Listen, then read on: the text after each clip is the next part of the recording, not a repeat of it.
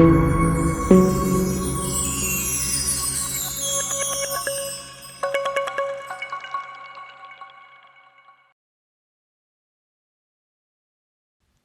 أيت موسان بولكميل الجامعة بالفاع تصغين واش سكنا أيت بها أغي التوسكار وموسون النورزم نتقرانتين مال تقراوانت المستقبل أيت موسى. نحن نتواجد الآن في ملحقة مدرسة أيت موسى التابعة لمدرسة الجامعاتية بالفاع المستقبل ببلفاع، وهذه المعلمة رأت النور بعد أشهر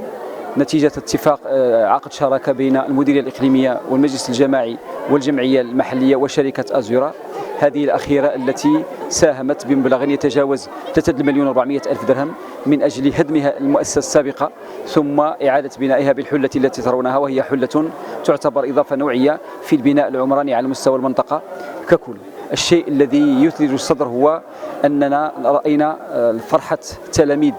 وتعبيراتهم المختلفة عن هذه السعادة التي يشعرون بها وهم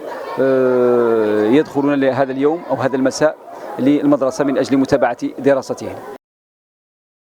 استشرك المديرية الإقليمية التربية الوطنية واش سكنا أيت بها سنتوت أزيرة تغيوانت بالفاع مسمونت المستقبل بولكميل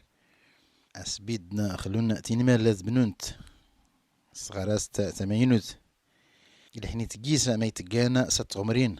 اللي قرانا إم حضارن إلى قيسا ولايانوك الزوم نفرخان مزينين غي كان ولايا وصغار اللي تخصصنا الرياضات. احنا جينا اليوم باش نشوفوا المدرسه ديال أيت موسى اللي بدينا في الاشغال فيها في شهر 8،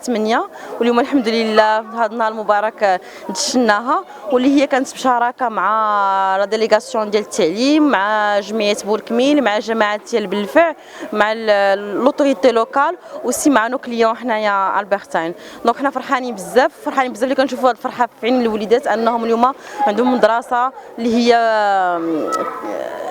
ذات جودة عالية، وحنا كنتمناو لهم غير التوفيق. الحمد لله المؤسسة هذه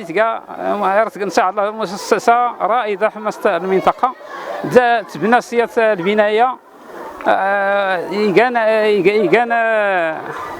في أبها حلة خلي سنتيني تطلق أبها حلة تبنى سياسة البلان اللي نحن المنطقة نشتو كايت بها ولا يقدر حتى لحد جهات سوسما صدرها كل ورقيس اللي البلان. الحمد لله واخا تلقى منطقة نائية والحمد لله يتوسكر هذا المشروع يقان في المستوى. أصنفراد أمينو اللي لنا أغوشتو كنيت بها التوسكر سميت تقانا 3,400,000 درهم